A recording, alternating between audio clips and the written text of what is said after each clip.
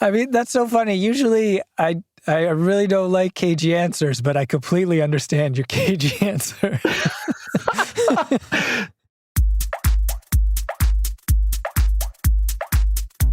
Welcome to the Canadian Cycling Magazine podcast. I'm Matthew Piaro, and I'm joined by Matt Hansen. How's it going, Matt? Pretty good, Matthew Piaro. Oh, so formal here. So formal. I don't want to get my Matts mixed up. No, that's easy to do at our office. There's a lot of Matts. Do you remember the show from Much Music, Mike and Mike's Excellent Cross Canada Adventures? This will reveal your age. I sure do, yeah. Maybe we should get Matt and Matt's Excellent Canadian Cycling Adventures. Is there a copyright problem there, maybe? It's catchy. It's very catchy. It's very catchy, yeah. Today on the show, Matt, is Kevin Field. You've heard of this guy, haven't you? His name rings a bell, yeah. I think I might have met him in the past. Yeah, you're being coy. You met him in the 90s, I believe? Something like that, yeah. I met Kevin probably when he was racing, and then he raced. We were teammates for a couple years on jet fuel. And again, when we worked for Symmetrics, he was involved, obviously, with that team. And, I've been to his house a million times and probably will again if he invites me. Kevin has been on the show before. We like to call him the Moneyball of Canadian cycling because he has this amazing ability to not only collect data, but interpret it in a way that gets pretty stellar results for Canadian riders. I think we can say a lot of the success of Symmetrics was thanks to some of his work. And also I'm thinking of the 2018 World Championships. He was instrumental in helping Michael Woods get to third place there, and also the successes of the other athletes like Simon Bollard. And he also turned kind of the way that Canadians turn pro upside down. He kind of went against the grain with that traditional way of sending some poor kid to France at 19, living in a crappy apartment and racing in the rain all the time, and then eventually either burning out or turning pro. And he basically said, you don't have to go to Europe and suffer to be a pro. I mean, that's why Symmetric did so well. He had all these guys going to South America, racing in North America. And in that way, I think he really changed the game. I like how you're trying to sneak game changer in there, change the game for listeners out there. I have forbidden Matt from using that in any of his copy on the website, and yet he tries to sneak in the phrase game changer. I think it's a great word. It's called a cliche. I love cliches, You should avoid cliches like the plague. Very funny. Yeah. But it's interesting you bring up those different pathways. The old school one, of course, being stationed in Europe, just going to Europe and trying to make it there. Kevin's, and it's not just Kevin's project, he's got quite an interesting team, and we're going to get into some of the members of that team who are behind the scenes at Premier Tech U23.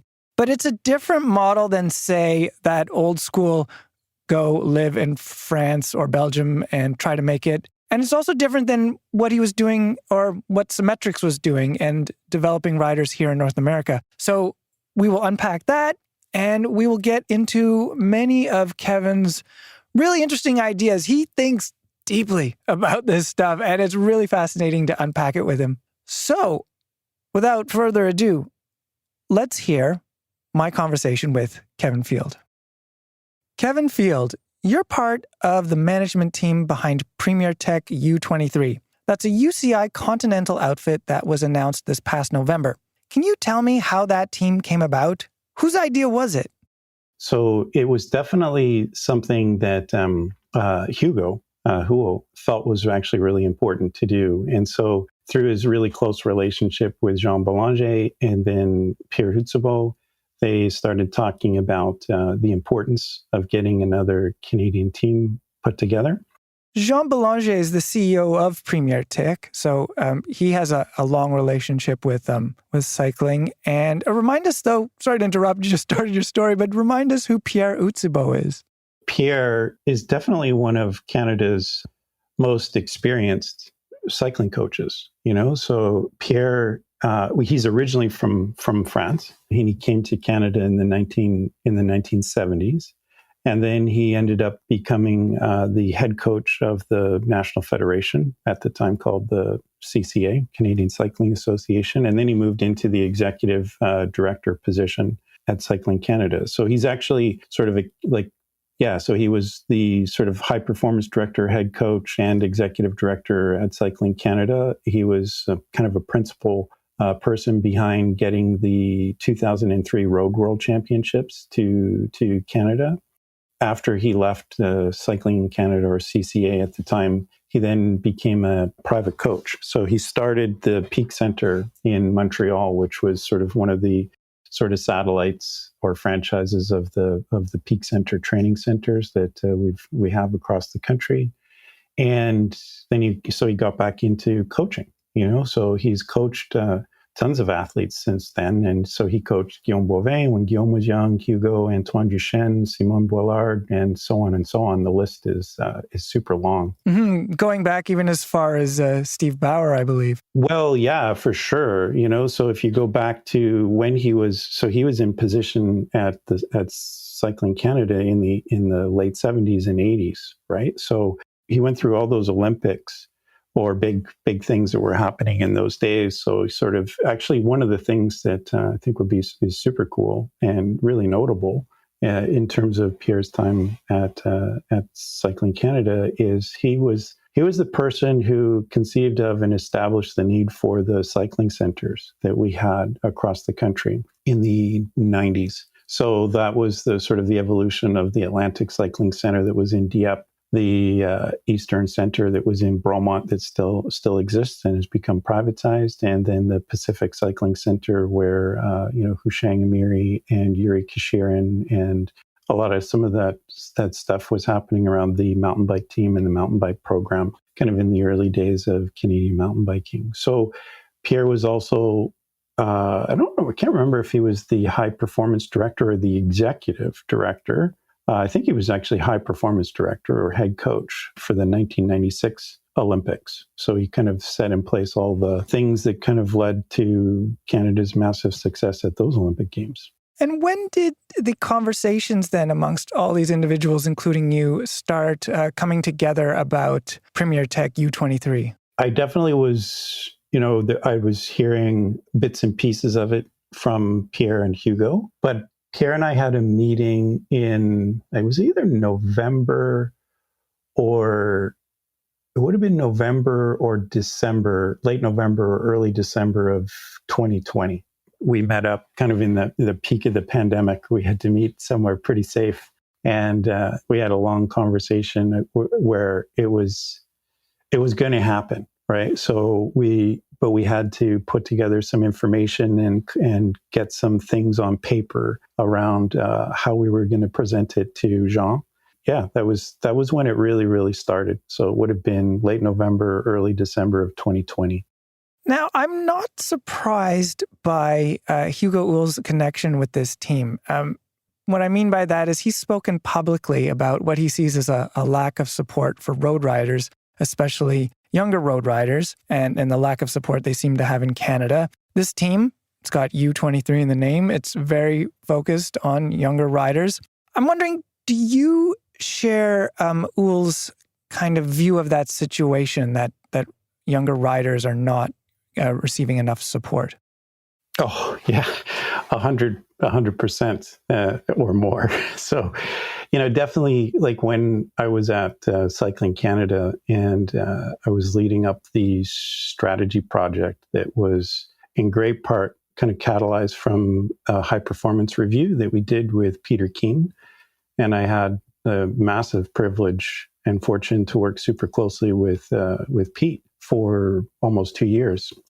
Just looking at everything that we were doing at that time, the need to really take to invest more at a younger or earlier stage in Canadian athletes and athletes in general in their careers, and to make sure that they're given the considerate and appropriate amount of years and support necessary to get them to a certain point, just was coming out through all the data and all the research we were doing. So I couldn't agree more with Hugo, and definitely one of the one of the things that was really important for us in sort of putting the team together was also just that realization, so the team definitely has some pretty bold, like longer term goals that we want to work towards over multiple years. It's a 5-year project, which will expand out into women as well. But one of the things we looked at just in the context of looking at the guys is, we just looked back at all the Canadians who have made it to that top level of the sport, the World Tour or Pro Continental and racing in the world's biggest races. And we looked back at them and we said, of all those guys that made it, how many actually had what you could characterize as a really consistent period of years during their development, their critical development, right? So from the time they move out of junior into U23, how many of them were in an awesome team with consistent support for the right number of years to get them to that launch point to their pro careers? Hugo might be an example. The answer is no. What? So the answer is no with Hugo. The answer is one guy. Really? One guy. But what about Hugo's Spider Tech years, and then he went to the World Tour right after that? So yeah, that was super critical. But the idea is I don't want it so Hugo had a team change in there, right? Where he came from junior into the Garneau team, and the Garneau team was really great, but it's the question we asked was a single team, because when you think about creating an amazing environment around an athlete and helping them reach their full potential, it is about consistency too, right? And every time an athlete makes a team change or a program change or a shift, there's some reorientation that takes place in order for them to become settled and figure out things and get to know new people, be it sports directors or coaches or performance support staff and all that stuff, there's always some reorientation there. And that reorientation is, it can be a big blip or a little blip, but it's always going to be some kind of a blip. So if you can have that consistency in your environment through those critical years, it's really important and it's super valuable. And so Hugo didn't have it, right? He moved from junior to Garneau, which was great. And then he moved to Spider Tech, and then Spider Tech kind of became his launch pad. But it's so important, whether we're talking about women or men, that the most talented athletes are getting a really good environment, really good opportunities when they're juniors. And then when they move out of that category, they can move into a very consistent environment for the critical development years from 19 to 22. And the more consistency you can provide and the more support you can provide at that stage of an athlete's development, the higher the chances you are of putting them in the best position to become successful in the long term. So that was the big thing we were looking at. We're Canada's never had this, we've never had that approach of ensuring that the most promising young talents coming out of junior are given consistent environments and development opportunities. I want to maybe talk about one of your riders then, and maybe see what you've just sort of outlined in terms of consistency and how that may affect him. So let's look at Dylan Bibic. He has a rainbow jersey from the most recent Junior Track World Championships. He has too many Canadian championship honors to keep track of, at least for me. Could he have gone to a European team for this upcoming road season? And if he could have, what level of European team might that have been? Well, do you mean by European team, do you mean like directly from junior to the World Tour? Not to the World Tour, but maybe, I don't know, does DSM still have a feeder team? Like one of those kind of European outfits that are for young talent? Yeah, he definitely could have. I can't say that there were teams knocking on his door. I don't know. But he has the talent to, and the results possibly to make that move. Well, yes, 100%. I think that's without question. And so what are then the advantages to going either Europe or sticking with a team like Premier Tech U23, which he's done? So what can that give him? So, I mean, I would definitely say that, Premier Tech has its strongest footprint as a team and a program in Europe. So he's actually getting that with Premier Tech, where the majority of his racing opportunities and race days will be European based. I guess I would also say, and this is my personal philosophy or opinion, is that I actually do think it's really important doesn't matter if you're Canadian or American or Australian or from New Zealand, but if you're from a non-European country, I think it's actually really important to maintain connections to where you come from and do the racing where you come from too. So we think about that with Premier Tech, with that project, where we're looking really deliberately at the races that the guys are going to do and where they're going to be and the level that they're going to be at, and taking a real sort of progressive approach over those multiple years. So for a kid like Dylan, we're looking at, okay, where is he at coming out of junior? How much racing has he done? Where has it been? What do we need to put in place for him over the next 3 years? I find that somewhat striking because in a way, I feel like Premier Tech U23 is doing something different. I mean, most teams say that, but like there's the Go Euro model and forget North America. But you've been part of a project, Symmetrics, in the 2000s, which focused very much on North America. And I feel like those riders like Swain Toft and Andrew Randall and Zach Bell, they led the UCI America Tour. What was it, in 08 or 07? I can't remember. Yeah, in 2007. So 2007, Symmetrics kind of smashed the UCI America Tour. Yeah. And so that's a very North American route to development. And is it fair to say Premier Tech U23 is doing something of a hybrid of the Go Euro, Go Stay North America? Well, we're doing hybrid for sure.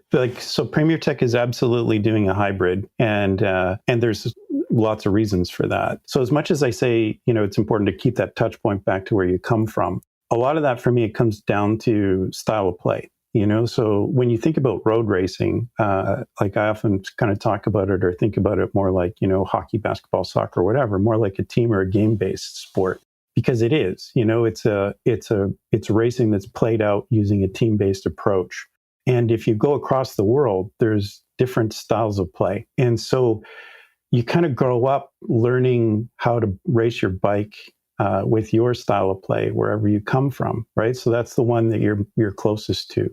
And I think it's really important to learn you don't chuck it in the bin and move on, right? Like you got to learn how to adapt it to another one and so forth and so on. If you think about those critical development years from junior to the end of U23, as you're trying to do all kinds of things around the athletes to help maximize their chances of success and help them develop to the best of their ability, one of those things you're doing is trying to make sure that you're sensitive to and understanding the various styles of play that happen in road racing.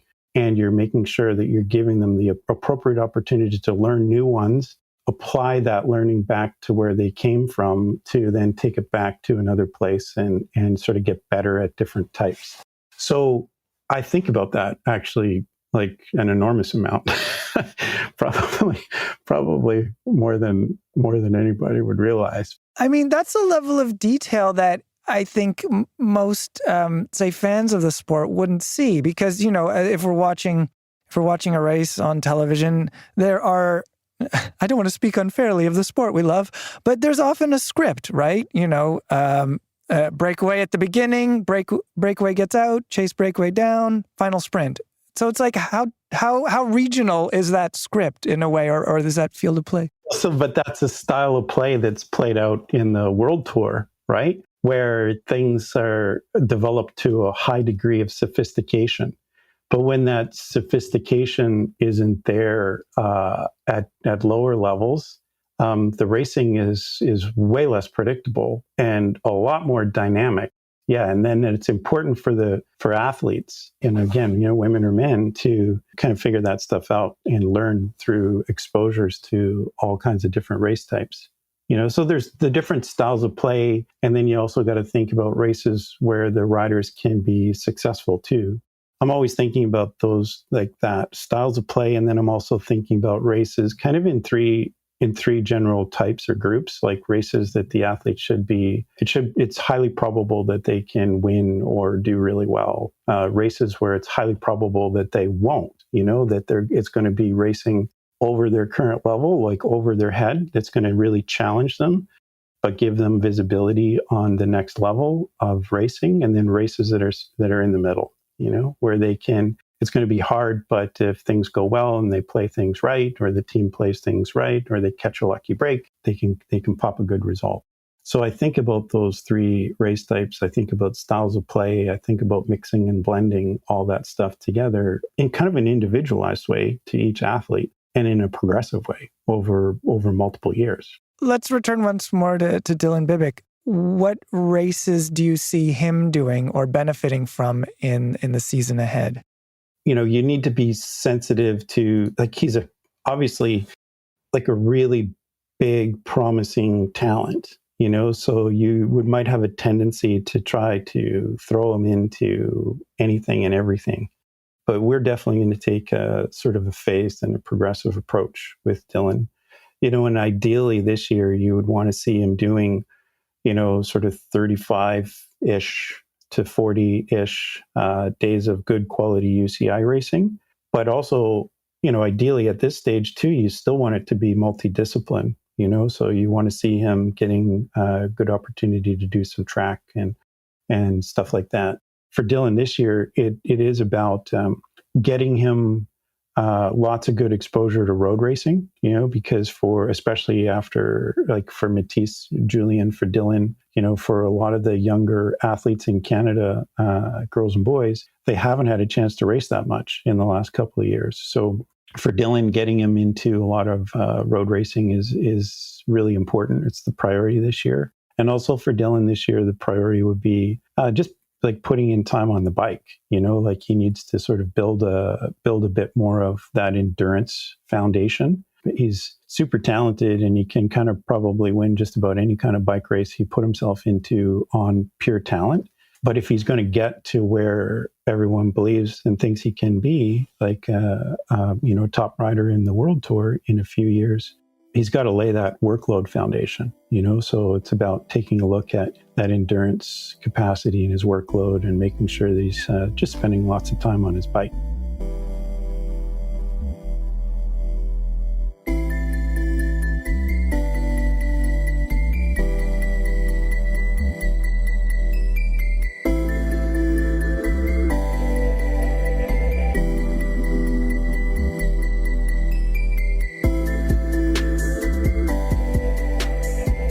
This episode of the Canadian Cycling Magazine podcast is supported by GCN+. Now, the road season is underway, and this weekend I'm pretty keen to check out Strade Bianche, the racing on the white roads of Tuscany. I've been watching GCN+ actually all winter. It's given me my cyclocross fix. There's, of course, more racing to keep up with this season. Now, if you don't have GCN+ yet, and you're a Canadian listener, most of you are, Canucks, you should subscribe. Go to gcn.eu/Canada25, where you can get 25% off an annual GCN Plus subscription. That's gcn.eu/Canada25. Head over, subscribe, keep up with all that racing. And now, back to my interview with Kevin Field.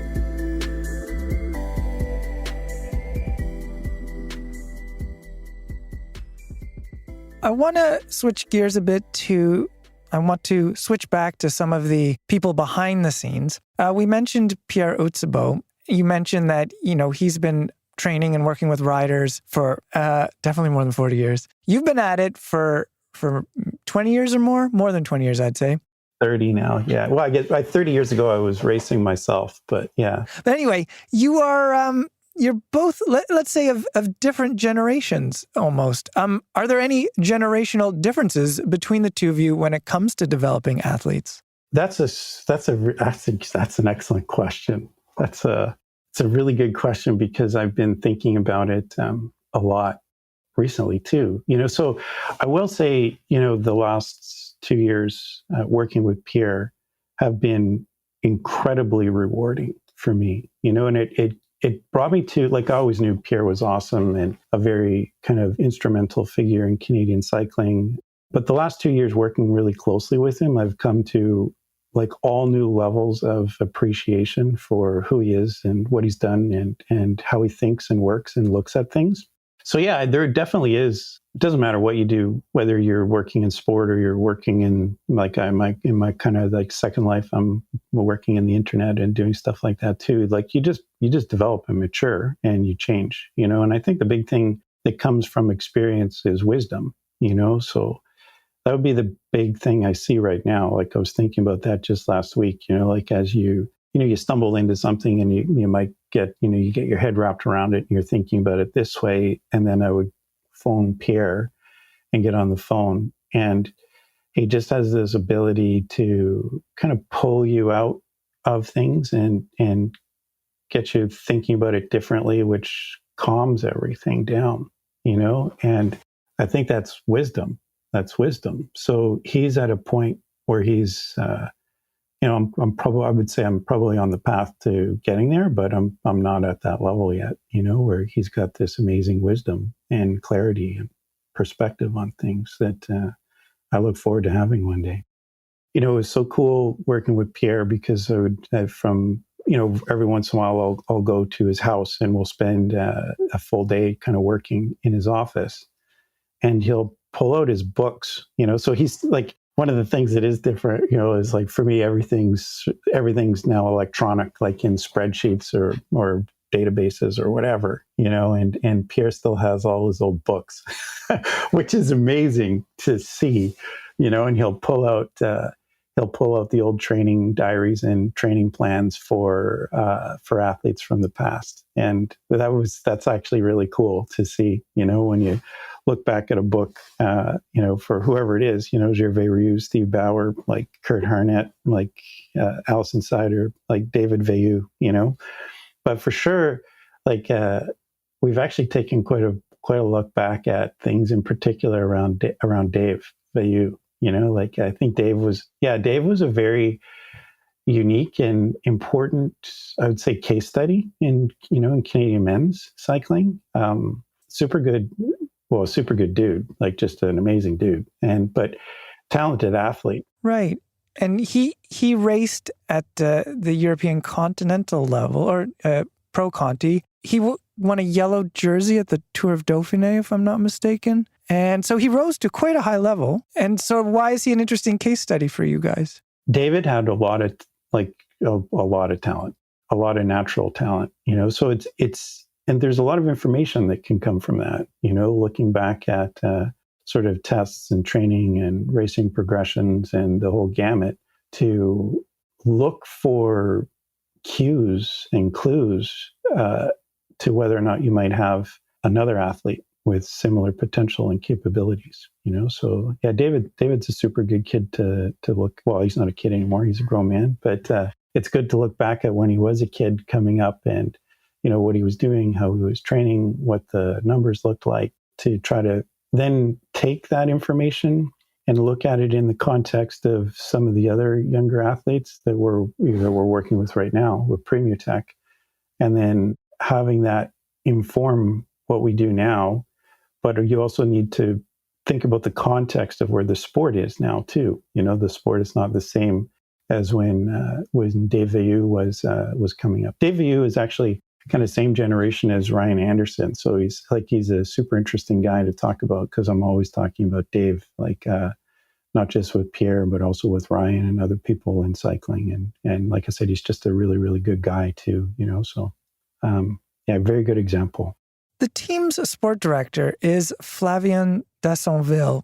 I don't think he's well known to many Canadians, because he is a French rider, French rider, not Quebec French rider. And he was very much of that scene of France. What can you tell us about the sport director? Yeah, definitely. Like what you said is 100% true. Flavien's a super awesome guy, like really, really amazing guy. It's been a real pleasure to get to know him and work with him.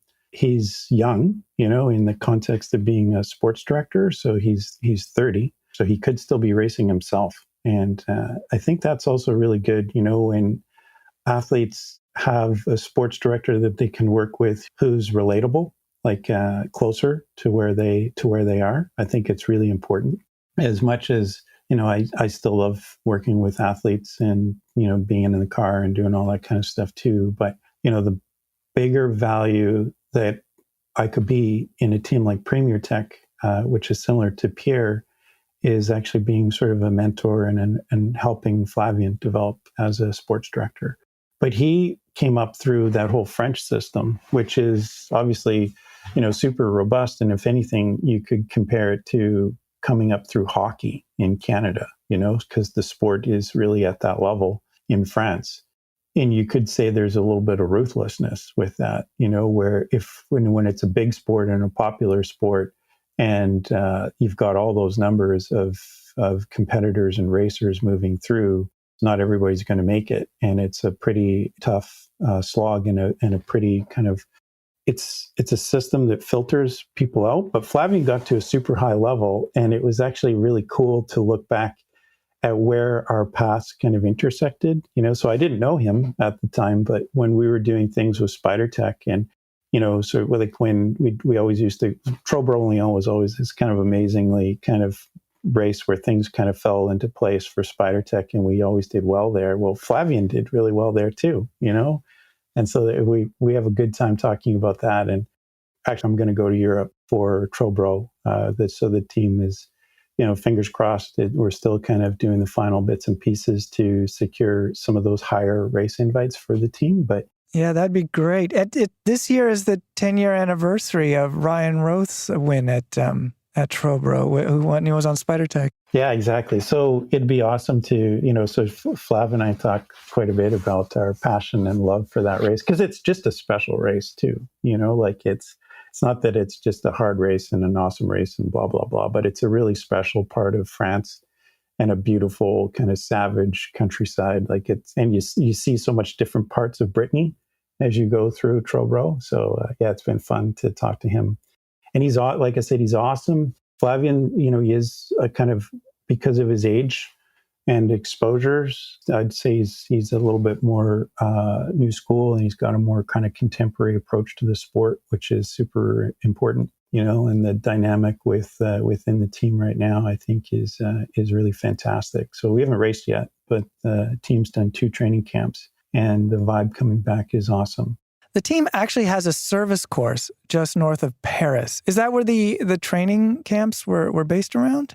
No. So the service course is in Brûle-le-Sac, which is near Clermont, in the Oise region of France.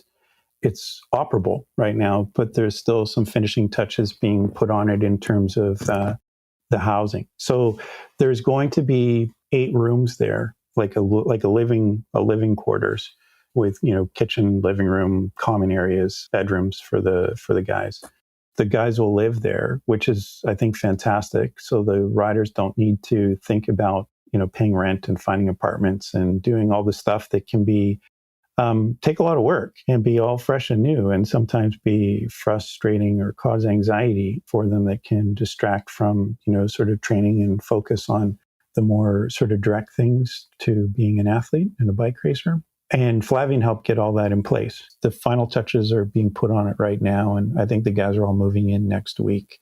But the training camps were in Spain. The first training camp was in late January, and it was just outside Girona. And the second training camp just wrapped up a few days ago, actually, and it was in Calpe in Spain, down near Alicante. Interesting. So I should add that once this episode is out, your riders might have actually moved in.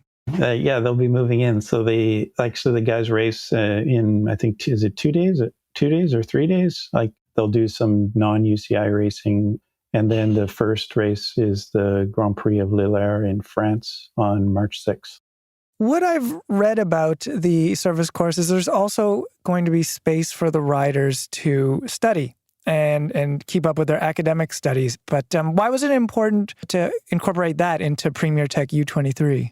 We have this tendency in not just cycling, but in sport to Like we think like you got to go all in to make it. And that's not our DNA or our philosophy at all. Like we really believe that education is important, that making sure that athletes prioritize their education and follow through on it so that they have career options, whether that be a shorter career in sport leading to a professional career doing something else, or options for after. They could have like the longest, most successful career in sport, but you're still going to come out of sport at a reasonably young age, and you've got to have some things to fall back on, And I think Hugo's a really good example of that with Premier Tech as an ambassador, because he completed his education. He went to college and he actually went to police school, so he's actually a policeman.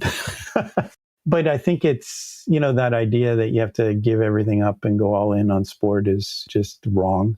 It's important for the team to make that really clear to the athletes and to put things in place to live it, So we actually do have, a director of education or an academic advisor who makes sure that, or is going to make sure, she's just starting now, but she's going to make sure that each of the guys has, whatever they're doing in school, because not all the guys are actually in school right now. They all have sort of plans to get back to it, or whether they're in it right now, that we've got a person there as a counselor and advisor for them to help them through distance education, make sure they're staying on top of it, communicate back anything that we need to know from the team management side as well, because it is normal for the team management as well to, you get your head down and your sleeves rolled up and you're just kind of into the bike racing and you're like, race. And we need somebody to kind of like smash us in the head sometimes too and say, hey, you're not paying enough attention to these things that are important for this athlete. And this athlete needs more time and space to focus on an upcoming exam or make some core decisions around the courses they're going to take for an upcoming semester, or they might be struggling with balancing the distance education with the bike. And, we need to make sure that we've got those support systems in place for the guys. That's a super priority for us. Premier Tech U23 has a plan to get a few of its riders in the World Tour by 2024, and at least 5 or 6 by 2026. To me, that seems ambitious. And if I will say, Kevin, if you weren't behind this plan, I might even think that was fanciful. And what I mean by that is I know you look at data, a lot of data. And in the past, we've dubbed you the Moneyball of Canadian cycling. And I'm guessing your data tells you that getting some of your riders to the World Tour fairly quickly is a possibility. Is that correct? Am I reading the tea leaves right here? Yeah, although this is a fun question too. So yes and no, because, again, the pandemic has put all kinds of curveballs into everything right now, so there's definitely a little bit of, there's more speculation in some of those predictions than I would normally have around things, so I still think it's really possible. I think there's some data to support it, but it's not as strong as it could be, because I think a lot of the guys in Premier. So now, like at that point, we're talking about some of the, so the older guys are closer to that than the younger guys. Although with the younger guys, you see some amazing potential and opportunity with kids like Matisse, Julien, or Dylan. But really, the probability is closer for guys like Carson or Robin or Charles-Étienne, or even Guillaume Dauchy. And so it's those guys that I'm thinking about right there. That if things go well this year and they get the right opportunities to do the number of races that they need to, there's a lot of indicators that they can do it. But those indicators are more sort of physical indicators, so more the training indicators or the process, like that process stuff indicator than the results, because the results they haven't had an opportunity to crack through with the results because the last couple of years have been so disrupted from a competition standpoint for them. The team owner, as we mentioned, is Jean Bélanger. He is also the CEO of Premier Tech. His company also supports the World Tour team, Israel Premier Tech. With that connection, it might seem like there's a clear pathway for a rider on Premier Tech U23. I mean, it's in the name, possibly to the top division. But Israel Premier Tech has its own development team already, Israel Cycling Academy. Is this a case of two feeder teams? So the two teams, I mean, obviously there's a good, friendly working relationship, but the two teams are very independent, so they're set up totally independent with totally different sort of management companies behind the scenes. And then just really good relations, obviously, through all the people involved, and primarily Jean and Sylvain. So yeah, there's that opportunity exists, but there's no, like, even with Israel Cycling Academy, to the best of my knowledge, chatting with Paulo and other people at that team, I don't think they don't have any sort of definitive sort of like policies where each year the Devo team is going to feed, two riders or one rider or whatever. It still very much is a case where you're trying to develop the best athletes at that development level. And if you do a good job, those opportunities exist. So what we're doing with the Premier Tech project is making sure that we establish really good relationships with multiple teams at a higher level, So yeah, we've got a great relationship with Israel Premier Tech at the World Tour, but we're developing other relationships too, so that we can be advocates for our riders and help them move to the next step, whether it's Pro Continental or World Tour. You've mentioned some of the races that the riders will be at the early season.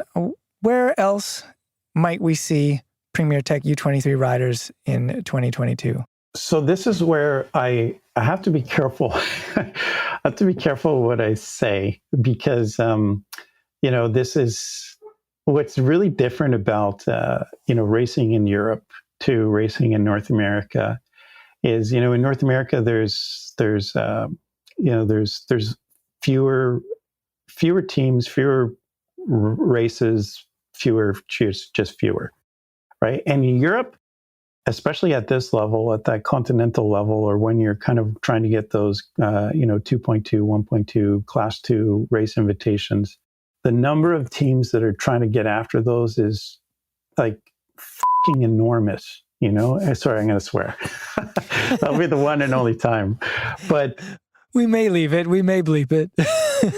Yeah, you have to be really careful about saying what you did and didn't get. And you have to leave it to the organizer to publicize their selections, because they're dealing with so many requests from so many teams, which means so many teams are actually not going to get an invite. You really have to be sensitive to respecting who communicates it. So I actually don't know. So with that being said, and out of kind of respect for some of the confidentiality that you need to have with organizers, I don't know enough. I know I do know all the races that we've been confirmed with. I know the races that we're still waiting on. But what I don't know is which ones have published their invitations. So I don't know what I can say safely. I mean, that's so funny. Usually I really don't like cagey answers, but I completely understand your cagey answer. Yeah. So I would say our first block of racing until the end of until May, it's everything is confirmed except for really just, I think, maybe three races where we're in a super good spot, but the organizer just hasn't given us the final thumbs up. Well, then is it fair to say you guys will be busy? You'll be racing lots? Yeah, well, we've got a really good calendar. I'd say I'm really happy with it. I would say the bulk of it is in France for sure. But the other thing too, it's super interesting to look at road racing, and France actually hosts more UCI sanctioned road races than any other country in the world. So it's actually kind of not a surprise that the majority of our racing is in France. But we've got a decent amount of racing in Belgium and the Netherlands or the Benelux. Not so much, I don't think we haven't gone after anything in Spain. And some of the stuff that we were looking at for Italy or Eastern Europe, because we've got some stuff that'll happen in Eastern Europe. Those are later in the season, and so we're still looking at some of those race options. I think we're, as a first-year team, we've been extremely fortunate to secure the calendar we have. We've been very fortunate because there is so much competition for the invitations. Well, Kevin, thank you for your time. It's a really exciting project. I'm keen to see or hear about the team in action once they start racing very soon. And good luck with this project. And I hope we'll be hearing more from Premier Tech U23. Awesome. Thanks a ton, Matt. It was a pleasure to talk to you.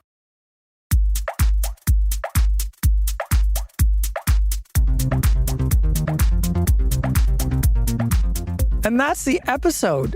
Thanks again to Kevin Field for that great conversation. It's always a pleasure to talk to him. Plus, he doesn't talk as fast as I do. Plus, he doesn't talk as fast as you do.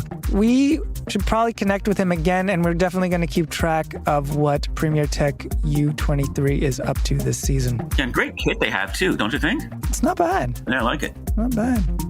The episode is written and edited by me. I'm Matthew Pioro.